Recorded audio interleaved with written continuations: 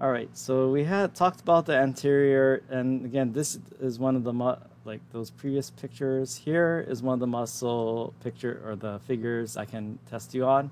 But again, I mean, I think it shows you things like the different layers. You have the external obliques, then right deep to that is the internal obliques, and then you have the transversus abdominis, the innermost of those three layers. And you have the rectus abdominis, but this is contained within the rectus sheath of that external oblique, but it's not actually overlapping with that transversus abdominis. All right, back to these overview of the appendicular muscles of the trunk. Okay, so this is another one. Now we can see the latissimus dorsi and many of these groups as well. So let's go here. So muscles that move the arm. So next top hat question. Yeah, I guess that browser crashed or wiped out my previous version. Now there's a reason why I keep on bringing up all the rotator cuff muscles. Again, it's very important, especially if you're going to anything involving the skeletal muscular system and anything involving orthopedics, occupational or physical therapy. Guarantee you're going to see this like in any given day. So select all that apply. There's more than one rotator cuff muscle. And I'll give you a further hint. You should be selecting 4. All right, so let's see. These are the responses. Let me extend the window a bit so you can see all of them. And most of you, actually majority of you got it correct. So the deltoid and teres major. So for some reason, this seems to be a common misconception. I'll explain why these aren't part of that rotator cuff muscles, but yeah, they help stabilize the shoulder joint, but they're not actually rotator cuff muscles.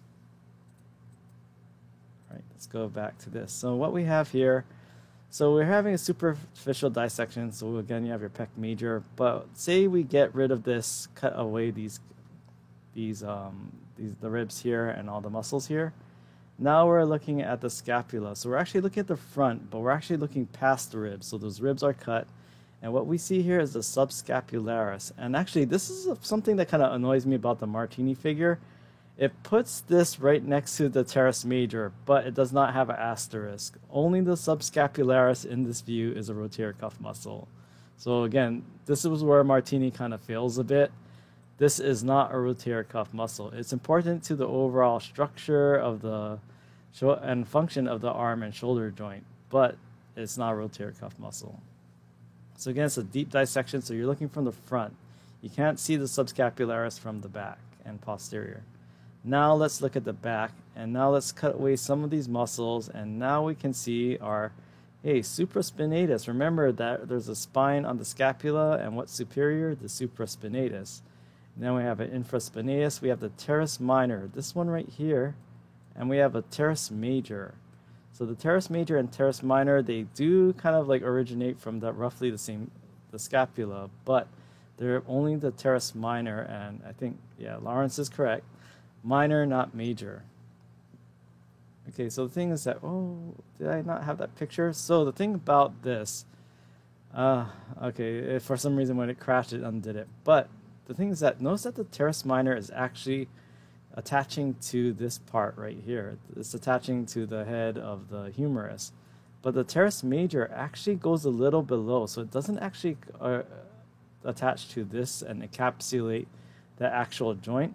It's actually attaching to a little more down here on the neck of the humerus.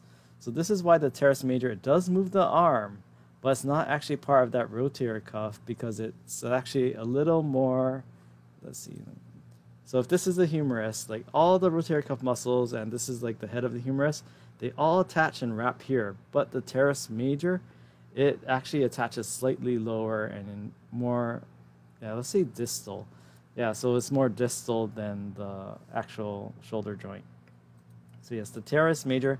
And why isn't the deltoid? It doesn't actually attach to this part right here.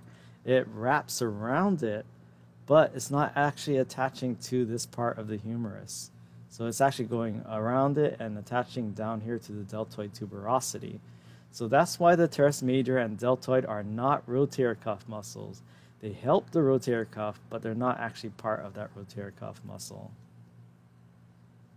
Okay, so then hopefully everybody gets it right this time. So back to top hat. So which of these are rotator cuff muscles? I hope to see 100% on this. And great, we almost have complete success. So I like seeing everything in the 90s. Okay, again, the deltoid and teres major, they do not actually attach to the head of the humerus. Actually, the more proximal part of the humerus, to be more specific. Okay, so the rotator cuff muscles, again, if you don't like this mnemonic, but that's all, it's a frequent mnemonic. That's why it's sometimes called the sits muscle. So you have your supraspinatus, you have your infraspinatus, and again, your supraspinous fossa and the infraspinous fossa on the back posterior of the scapula.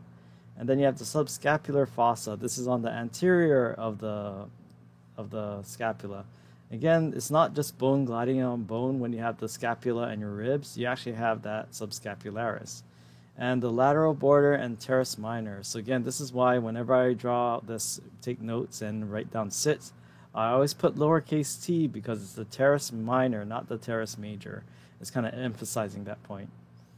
And again, so what we have here is the subscapular fossa, subscapularis, and then the supraspinous and the supraspinatus and the infraspinatus. Now the teres minor, you do see it attaching right here. So it's up there with the, even though it's starting from the lateral border, it is inserting up here with the insertions of the supraspinatus and infraspinatus.